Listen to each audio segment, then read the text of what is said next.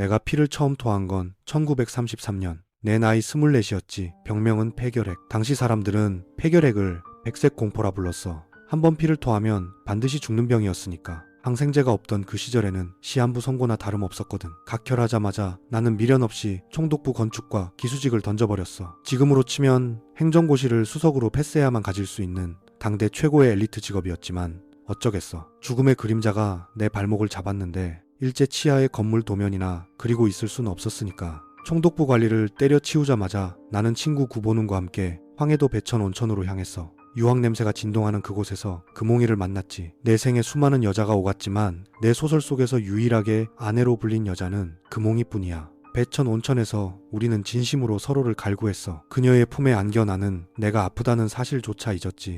약 한 달간의 요양을 마치고 경성으로 돌아온 나는 마지막 도박을 시작했어. 1933년 7월 14일 종로에 다방 제비를 열었거든. 총독부 퇴직금에 큰아버지가 물려주신 전 재산을 전부 쏟아부었어. 금홍이를 마담으로 앉힌 나는 다방 사업에 사활을 걸었어. 하지만 현실은 내가 그린 설계도처럼 흘러가지 않았어. 다방 경영은 날로 악화됐고 야심차게 시작한 사업은 처참한 실패로 변해가고 있었어.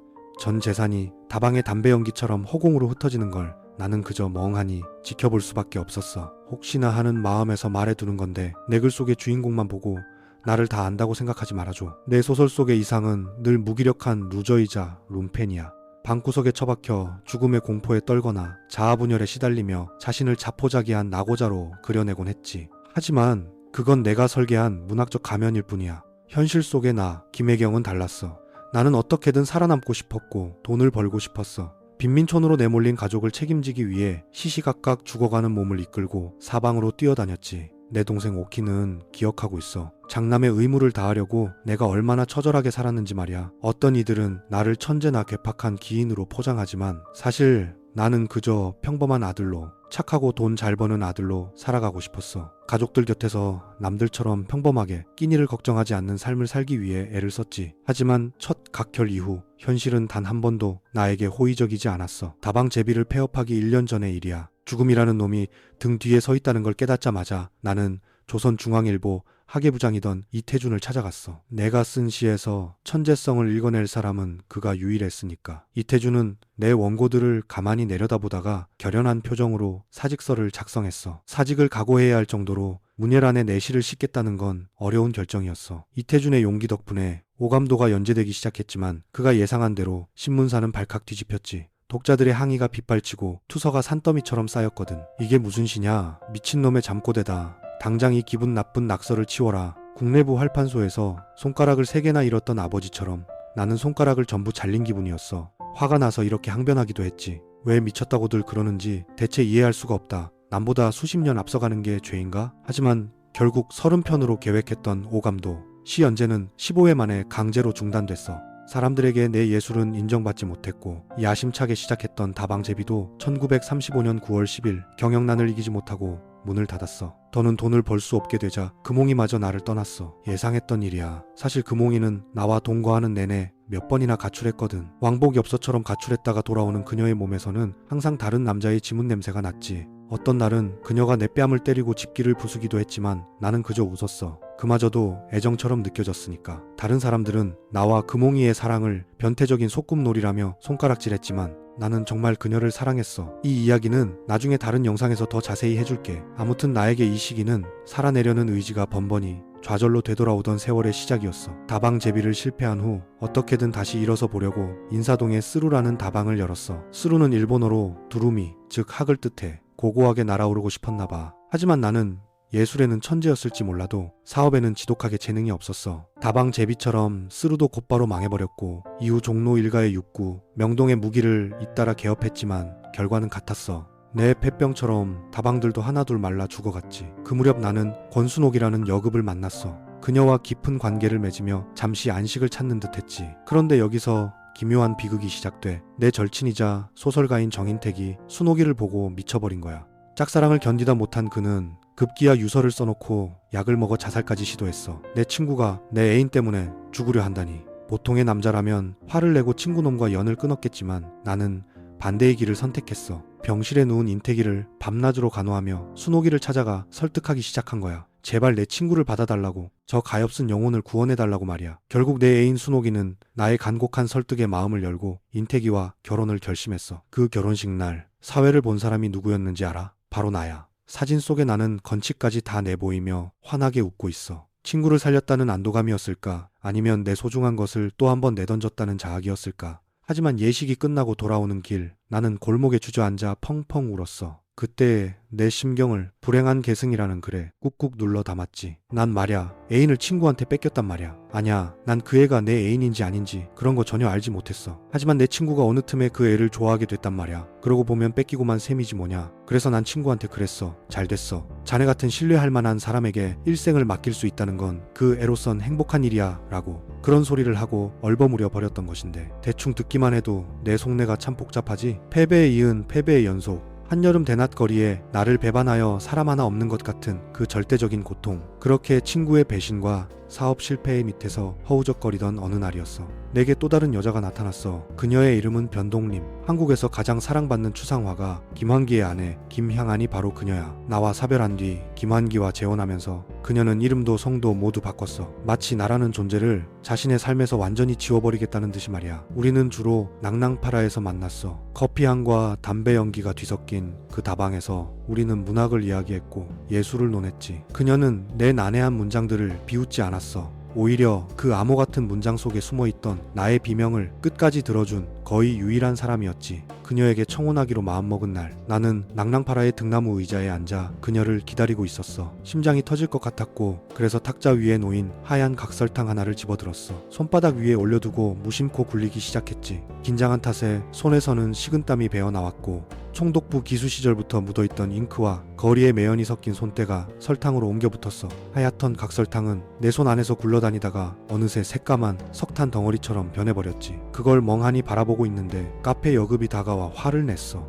아니, 멀쩡한 설탕을 왜 그렇게 못쓰게 만들어요? 이게 다 돈인 거 몰라요? 하지만 나는 그 까맣게 타버린 설탕 덩어리가 꼭 내 속마음 같다고 느꼈지. 겉으로는 번지르르한 천재인 척하지만 속은 온갖 결핍과 병마로 이미 새까맣게 타버린 나. 이런 내가 과연 그녀에게 사랑을 고백할 자격이나 있을까? 그럼에도 나는 말했어. 우리 같이 죽읍시다. 함께 죽자는 그 모순적인 사랑 고백 앞에서 변동님은 환하게 웃었어. 그리고 그날 바로 가출해 내게로 왔지. 이화여전에 다니던 재원이었어. 당시로서는 최고의 지식인 여성 중 한 사람이었던 거야. 그럼에도 그녀는 창창한 미래를 스스로 접고 가난한 시인의 좁고 눅눅한 방으로 자기 발로 걸어 들어왔어. 우리는 그렇게 동거를 시작했어. 1936년 6월에는 모더니스트 문인들의 모임인 구인회 회원들 앞에서 결혼식도 올렸지. 하지만 변동님이라는 따스한 봄날이 겨울 같은 내 마음을 가득 채웠던 것도 잠시였어. 1936년 6월에 올린 결혼식의 온기가 채 식기도 전인 그해 10월, 나는 도망치듯 동경행 기차에 몸을 실었어. 결혼한 지 불과 넉 달 만이었지. 나는 동림이만큼은 다를 거라 믿었어. 오직 나만을 향한 정순한 사랑을 갈구했지. 하지만 기묘하게도 그녀와 살을 맞대고 있을 때면 금홍이에게서 맡았던 그 지독한 냄새, 다른 남자의 지문 냄새가 다시 올라오기 시작했어. 정순함을 갈구할수록 의심은 독버섯처럼 피어올랐고, 변동님을 향한 내 사랑은 도리어 날카로운 칼날이 되어 내 심장을 찔렀지. 동경으로 떠나기 직전, 나는 나와 같은 운명을 살아내던 사내를 찾아갔어. 봄봄을 쓴 소설가 김유정. 내가 김유정을 처음 만난 건 매일 자살 충동에 시달리던 1935년의 봄이었을 거야. 김유정의 신춘문예 당선을 축하하는 자리였지. 그는 낯을 심하게 가리는 여린 감성의 소유자였어. 나와는 전혀 다른 성격을 가진 사람이었지만 나처럼 가난했고 하는 일마다 잘 풀리지 않았어. 특히 그의 육체는 내 몸과 너무나도 닮아 있었어. 살가 죽은 종이장처럼 얇아져서 갈비뼈 마디마디가 툭 붉어져 나왔고, 숨을 쉴 때마다 곧 무너질 것 같은 폐허가 드러났어. 이때 알아차렸어. 저 앙상한 사내의 몸속에도 나와 똑같은 심연이, 죽음이, 폐결핵이 숨어 있구나. 이때부터 우리의 관계는 농담 삼아 정사를 약속할 만큼 깊어졌어. 대한해협에 몸을 던지는 동반 자살을 통해 사랑을 확인하는 연인들처럼 정신적인 동지가 되었던 거야. 그 약속을 잊지 않고 있었던 나는 동경으로 떠나기 전날 밤 그를 찾아가서 말했어. 유정만 싫지 않다면 나는 오늘 밤으로 죽을 거야. 같이 죽을래? 하지만 유정은 함께 죽기로 한 예전의 약속을 어기고 내 제안을 거절했지.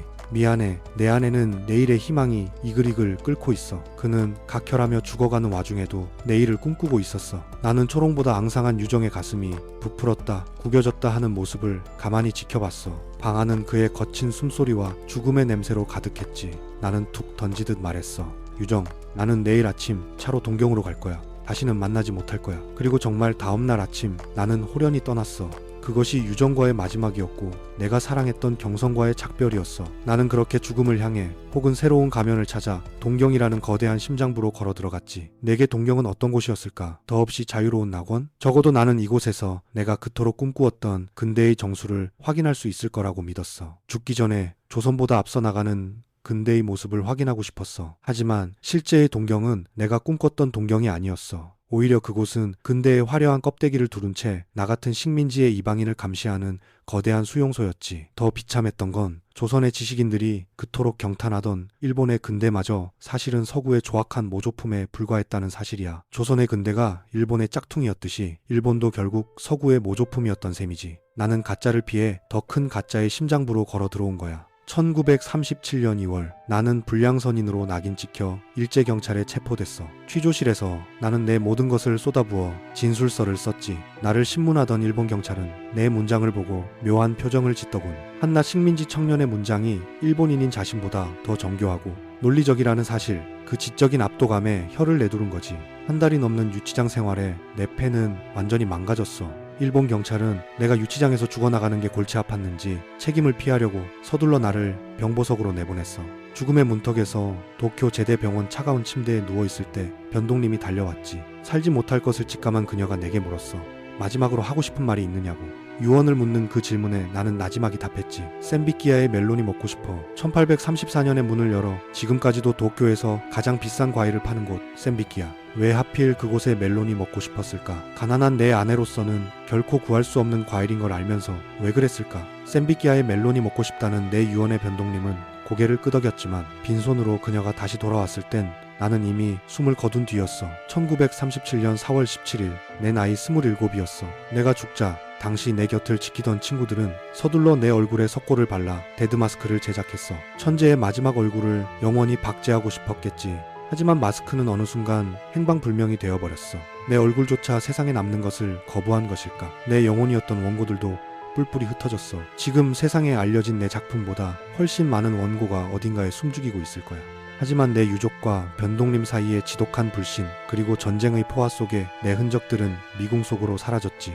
내 유골은 작은 상자에 담겨 경성으로 돌아왔어. 친구들은 나보다 20일 앞서 떠난 소설가 김유정과 함께 합동 추도식을 치러줬지. 두 천재 작가의 요절을 슬퍼하며 모인 자리에서 나의 벗 김기림은 이렇게 추도문을 발표했어. 상은 한 번도 잉크로 시를 쓴 일이 없다. 그는 스스로 제 혈관을 짜서 시대의 혈서를 쓴 것이다. 오늘 와서 생각하면 상은 실로 현대라는 커다란 모함에 빠져서 십자가를 걸머지고 간 골고다의 시인이었다. 나는 믿는다. 상은 같지만 그가 남긴 예술은 오늘도 내일도 새 시대와 동행하리라고. 이후 나는 당시 가난한 이들의 유일한 안식처였던 미아리 공동묘지에 묻혔어. 살아생전 내 공식적인 아내였던 변동님은 그날 이후로 다시는 나를 찾아오지 않았어. 내가 소설 속에서 그녀를 요부로 묘사하고 내 예술의 소모품으로 사용했다는 사실에 그녀는 깊은 상처를 입었지. 내 가족들도 나를 찾아오지 못했어. 아니, 정확히 말하면 찾아올 수조차 없었을 거야. 내게는 비석 하나 세울 돈조차 없었으니까. 친구들은 미안한 얼굴로 나무를 대충 깎아 만든 비표 하나를 내 무덤 앞에 박아두었어. 이상의 묘라고 적힌 그 얄팍한 나무 조각이 내 실존을 증명하는 유일한 표시였지. 하지만 그 비표는 오래가지 못했어.